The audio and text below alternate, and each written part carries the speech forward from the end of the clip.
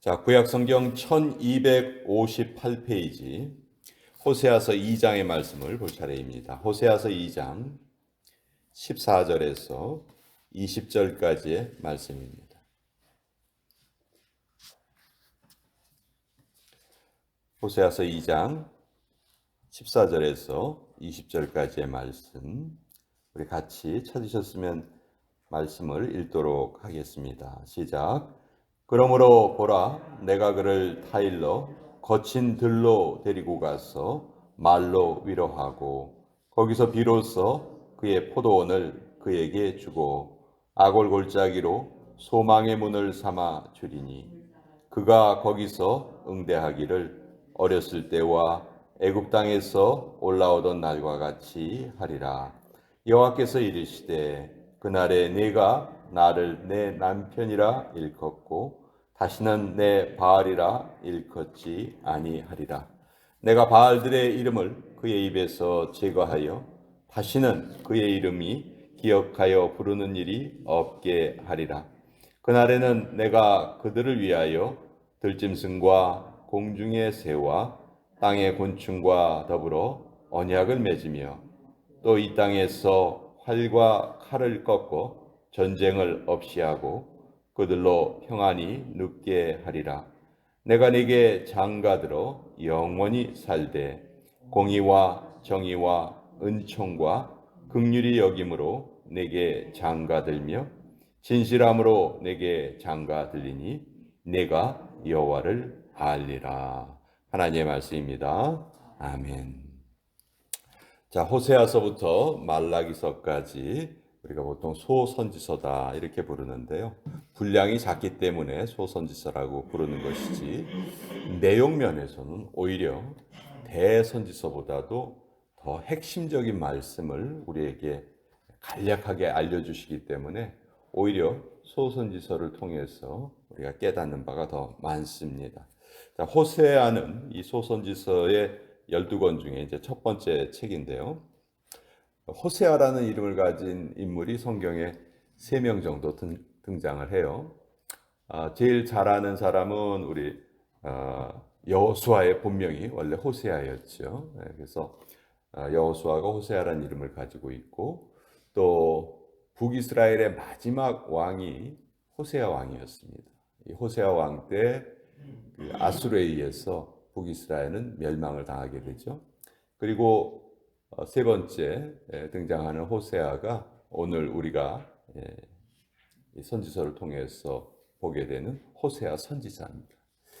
많은 선지자들이 있지만 호세아 선지자는 정말 특별한 명령을 하나님께 받았거든요. 오늘 우리가 읽은 부분에서도 하나님이 성도들과 하나님의 관계를 부부관계로 묘사를 하십니다. 결혼관계로 묘사를 하죠.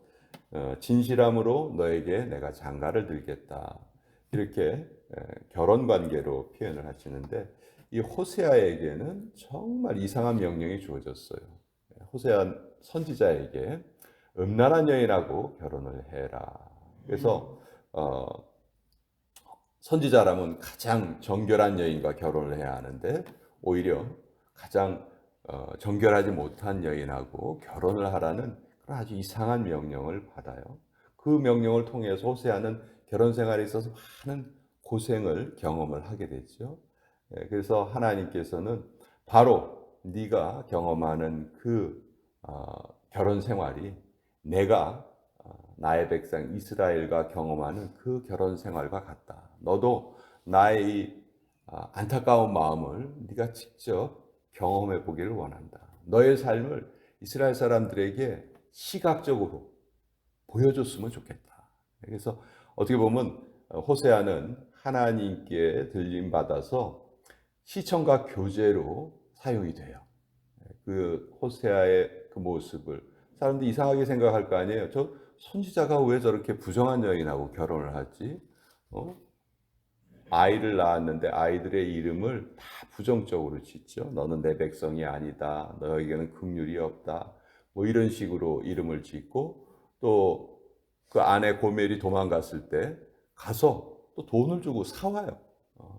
이런 모든 모습을 이스라엘 백성들이 보게 하십니다.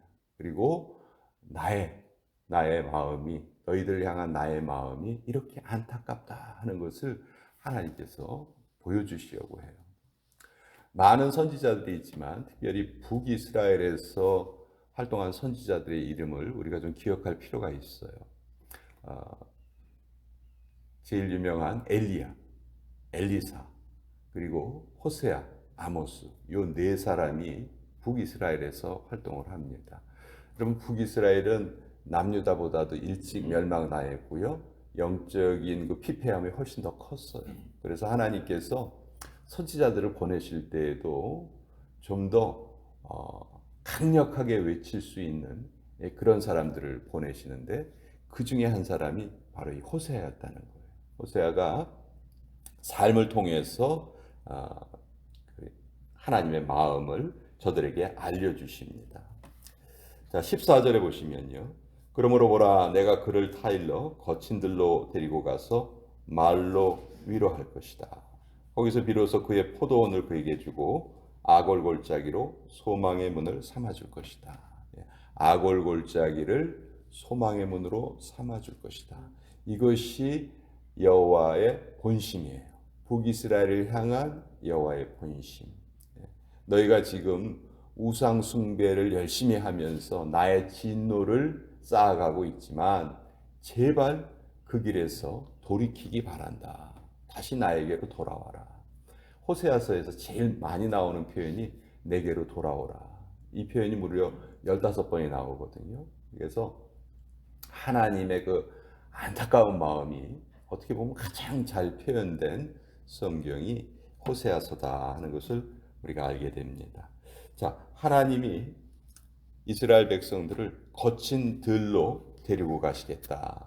여러분, 거친 들은 어떤 곳이에요? 보통 우리가 광야라고 말하는 곳.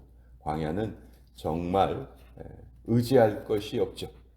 광야의 자연 환경은 정말 너무너무 힘들고 어려운 곳이에요. 거기서는 다른 것을 의존할 것이 없습니다. 그래서 광야에 가면 저절로 나도 모르는 사이에 하나님을 쳐다보게 됐죠. 하나님께 간구하게 돼요. 우리가 인생의 광야를 지낼 때에도 또 하나님을 찾게 되죠. 하나님의 백성이라면 당연한 거예요.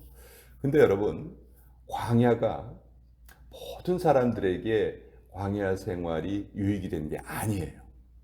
오히려 인생의 거친 환경에 내몰리면서 완전히 그 인생이 돌이킬 수 없게 피폐해진 사람들도 있어요. 환경이 힘들다 보면요, 사람들이 두 가지 반응을 하게 돼요. 하나는 어떻게 하든지 그 환경을 이겨내고 올바로 살겠다는 그런 자각을 하는 사람들이 있는 반면에 또 환경이 이렇게 나쁘니까 그냥 자기 인생을 포기하는 사람들도 생겨나게 돼요. 그래서 거친 환경이 늘 우리에게 유익되는 건 아니에요. 어떤 경우에만 거친 환경이 유익이 되냐면 그 거친 환경 속에서 하나님을 발견할 수 있을 때에만 그 거친 환경이 유익이 되는 거죠. 하나님이 지금 그거를 바라고 계신 거예요, 이스라엘 백성들에게. 그래서 내가 너희를 거친 환경으로 데리고 가서 아무것도 없는 곳에서 너희가 스스로 나를 찾게 할 것이다. 아골골짜기로 소망의 문을 삼아줄 것이다. 아골이란 말 자체가 괴롭다라는 뜻이거든요. 이 아골이란 말은 아간의 이름에서 비롯이 됐죠. 아간이 누구예요? 여리고성을 점령할 때 하나님이 아무것도 손대지 말아라. 이 여리고성은 첫 성이기 때문에, 첫 전쟁이기 때문에 거기에서 탈취한 모든 것은 다 여호와께 돌려라. 그 다음 전쟁 때부터는 얼마든지 너희가 탈취물을 가질 수 있다. 그러나 첫 번째 전쟁은 첫 열매는 하나님의 것이다. 그래서 아무것도 손 못 대게 여러 번 주의를 주셨어요. 그런데 이 아간이 몰래 여리고성에서 자기 눈에 좋아 보이는 것을 훔쳐가지고 감추죠. 그래서 그 다음 전쟁, 아이성 전쟁에서 그냥 어이없는 패배를 당하고 맙니다. 여리고성과 비교하면 아이성은 정말 전쟁이라고 할 수 없을 정도로 조그만 성이에요.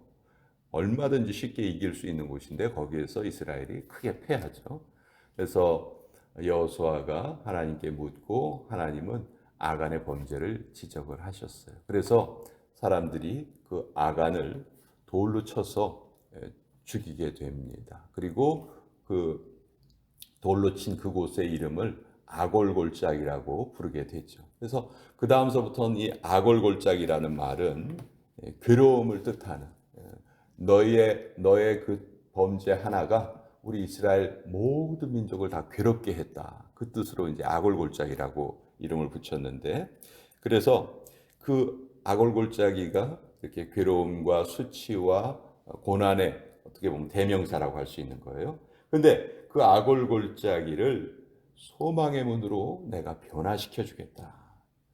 그래서 어렸을 때와 애굽 땅에서 올라오던 날과 같이 하리라. 이스라엘 백성들이 애굽 땅에서 올라올 때는 하나님의 정말 엄청난 기적을 경험하고 하나님의 엄청난 보호 속에서 애굽을 나와 가나안 땅에 이르게 되었죠.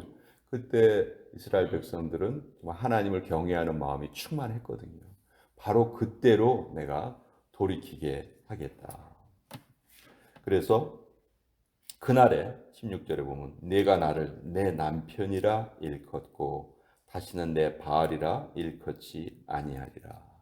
호세아서에서 특별히 우상 숭배에 대해서 아주 통렬하게 호세아가 북이스라엘 백성들을 책망을 합니다. 그래서 17절에도 내가 바알들의 이름을 그의 입에서 제거하여 다시는 그의 이름을 기억하여 부르는 일이 없게 하리라. 하나님께서 우상 숭배를 얼마나 싫어하시는지 여기 너무도 잘 나타나 있죠. 자, 오늘날은 눈에 보이는 우상을 섬기는 크리스천들 거의 없습니다. 그러나 눈에 보이지 않는 우상을 섬기는 사람들은 너무도 많아요. 눈에 보이지 않는 것들이 뭡니까? 재물이라든지 권력이라든지 명예라든지 이 땅에서의 안일함이라든지, 하여튼 하나님보다 내가 더 중요하게 생각하는 그 어떤 것이라도 있다면 그것이 바로 이 시대의 우상이 되는 거죠. 그것이 내 자식이 될 수도 있고요. 내 자신이 될 수도 있고요. 그러나 하나님은 그것을 하나님의 백성들에게는 허락하지 않았어요. 왜? 우리 하나님의 백성은 지어질 때부터 하나님을 섬기려는 목적으로 하나님께서 지으신 존재들이거든요.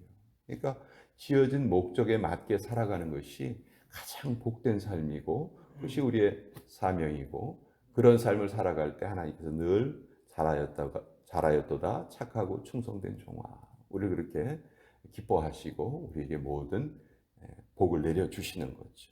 근데 우리 인간에게는 아주 못된 습성이 있어요. 창조주를 인정하지 않으려는 못된 습성이 있는데 그것을 하나님께서 계속 지적하고 계시는 거예요. 그래서 너희가 모든 우상을 멀리하고 나만 올바로 섬길 때, 18절에 그날에는 내가 그들을 위하여 들짐승과 공중의 새와 땅의 곤충과 더불어 언약을 맺으며 또 이 땅에서 활과 칼을 꺾어 전쟁을 없이 하고 그들로 평안히 눕게 하리라. 지금 너희의 삶은 평안히 눕는 그 삶과는 거리가 너무도 먼 삶이다. 왜? 나를 제대로 섬기지 않기 때문에.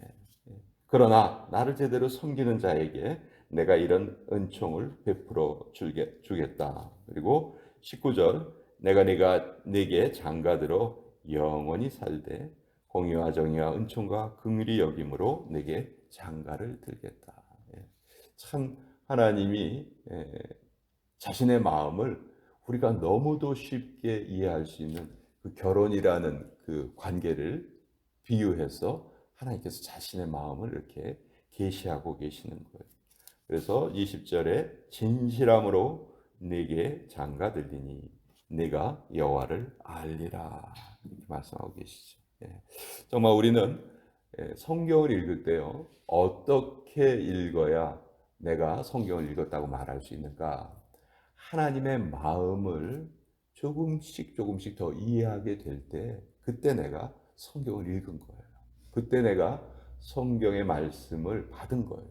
그냥 성경 말씀을 지식적으로 공부하기 위해서 읽거나 뭐 내 상식을 위해서 읽거나 그런 것은 전혀 우리에게 도움이 되지 않습니다. 그냥 아주 냉정한 지식만 쌓여갈 뿐이라고 할 수밖에 없죠. 그러나 이 말씀을 통해서 하나님의 심정을 깨닫고 그 하나님의 마음이 얼마나 괴롭고 힘드셨을까, 얼마나 하나님이 아프셨을까, 그런 마음이 우리에게 채워질 때 그때 비로소 우리는 하나님의 말씀을 받은 거예요. 그 말씀이 우리에게 다가온 것이죠. 그래서 성경은 늘 우리와 말씀을 통해서 대화하려고 하십니다.